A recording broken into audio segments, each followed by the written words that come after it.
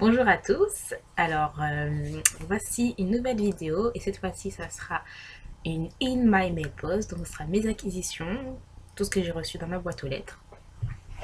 J'ai reçu 1, 2, 3, 4, 5, 6, 7, 8, 9 livres. Donc j'ai fait une commande chez Book Depository, donc c'est des livres en VO. Et ensuite, c'était un colis. En fait, c'était une vente d'une blogueuse qui faisait. Donc, elle avait plein de livres, vraiment très intéressant. Et qu'elle vendait, franchement, c'était pas. Franchement, ce que j'ai eu là, je suis trop contente. Donc, ah oui, et il y avait quelque chose. Il y avait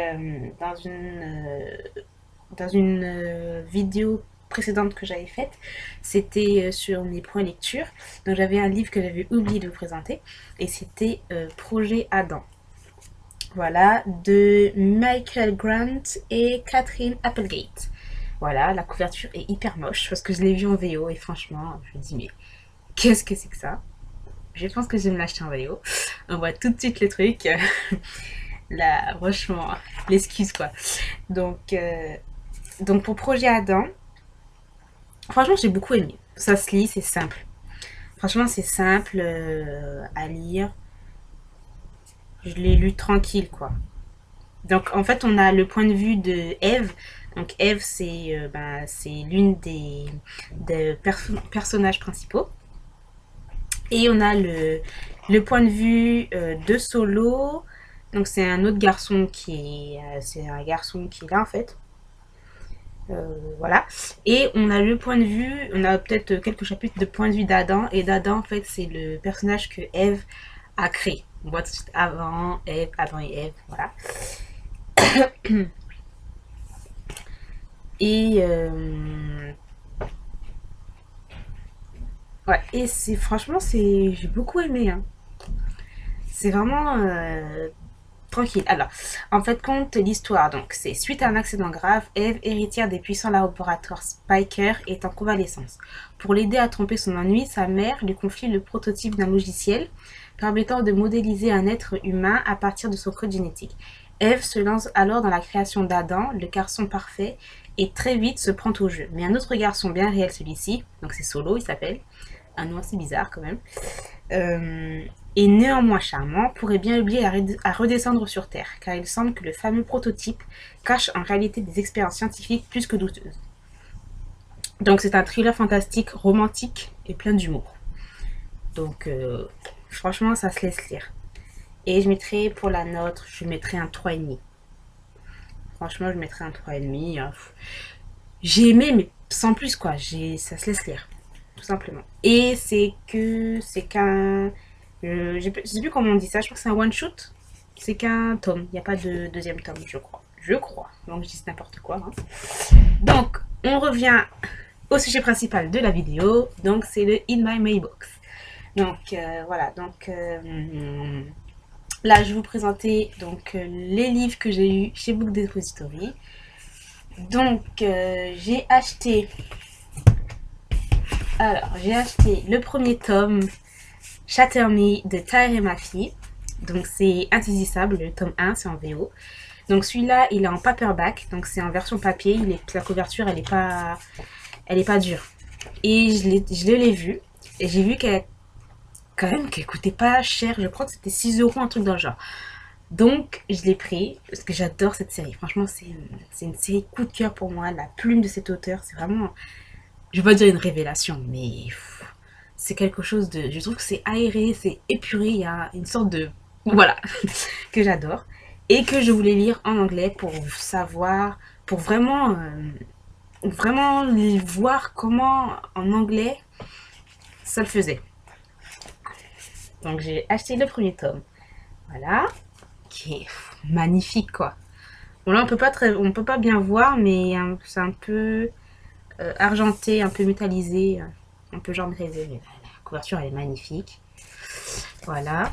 Ensuite, tant que j'y étais, et ben j'ai acheté le deuxième tome, Unravel Me. de Taïri ma fille. Cette fois-ci, la couverture elle est magnifique.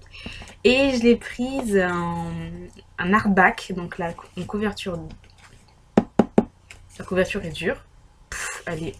C'est magnifique, magnifique. Franchement, c'est simple, hein, pourtant. Hein. Et là, c'est comme ça. C'est simple, mais c'est juste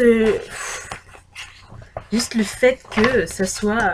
Franchement, on va dire que on me dit que je suis vraiment un peu maniaque avec mes livres et tout, mais quand tu vois ce genre de choses, c'est vraiment collection. Tu mets ça dans ta bibliothèque, c'est juste magnifique. Donc ça, c'est le deuxième tome. Voilà. Ensuite, j'ai acheté bien sûr le troisième tome, tant que j'y étais. Toujours magnifique cette couverture. Voilà. Ensuite, j'ai pris un livre qui m'avait l'air intéressant. Donc c'est une histoire d'ange déçu. D'ange déchu. Ouh, je sais pas comment je dis ça. Enfin, bref. Donc c'est Sweet Evil de Wendy Higgins. Voilà, la couverture elle est comme ça. Donc cette fois-ci c'est un paperback. Donc c'est une couverture souple quoi. Donc voilà. Donc ça m'avait l'air très intéressant. Le résumé m'avait l'air intéressant. Donc on verra bien. Hein. Puis de toute façon ça m'a pas coûté cher. Parce que j'ai halluciné quand même. Je comprends pas pourquoi c'est moins cher les livres en VO que en... Je sais pas, peut-être que c'est... Je sais pas. Donc voilà. Et ensuite, il y avait un petit marque-page qu'on m'a offert, Book Depository. Donc là, c'est l'horoscope chinois. Donc c'est le... en 2014, donc c'est l'année du cheval. Voilà. Ensuite, voilà. Donc j'ai eu un deuxième colis et cette fois-ci c'était une vente d'une blogueuse. Je crois que c'est le fauteuil de Tessa, je crois, ouais. Donc c'était super intéressant ces ventes. Et alors j'ai acheté parce que j'avais toujours pas acheté. Une tentée, j'avais toujours eu dans ma tête, dans un coin de ma tête, dans un coin de ma wishlist aussi, mais j'ai jamais acheté. Je sais pas pourquoi. Donc, c'était Éphémère, le premier tome de Lorraine De Stefano, aux éditions Castelmore. Voilà, couverture magnifique. Le prix du livre, franchement. Et puis là, comme vous pouvez le voir, le livre il est quand même hyper neuf. C'était d'occasion, mais franchement, le livre il est presque neuf. Quoi. Ensuite, j'ai pris le deuxième tome de Le Dernier Jardin. Donc, c'est Fugitif de Lorraine De Stefano. Éditions Castelmore, le deuxième tome. Très joli aussi. Voilà. Ensuite, j'ai pris la Retour dans le Mississippi de Rosemary Rogers. Ou Rocher, je sais pas. Donc, c'est éditions Harlequin, collection Mosaïque. Voilà, le livre il est juste parfait. Ensuite, j'ai pris Paralon, le tome 1. Donc, c'est de Dee Chulman. C'est éditions Robert Laffont, collection R.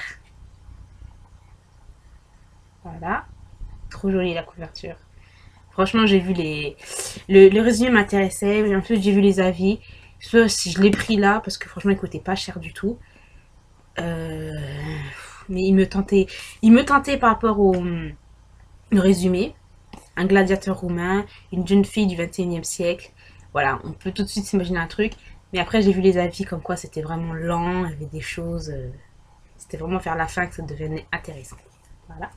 Et en cadeau, pour tous les livres que j'ai pris, donc elle m'a donné une liste de livres à choisir. Et j'ai choisi. Donc c'est une épreuve non corrigée, c'est Le Dernier Royaume de Morgan Road. Donc c'est le tome 1, donc c'est aux éditions Michel Lafon. Voilà, un beau gros pavé.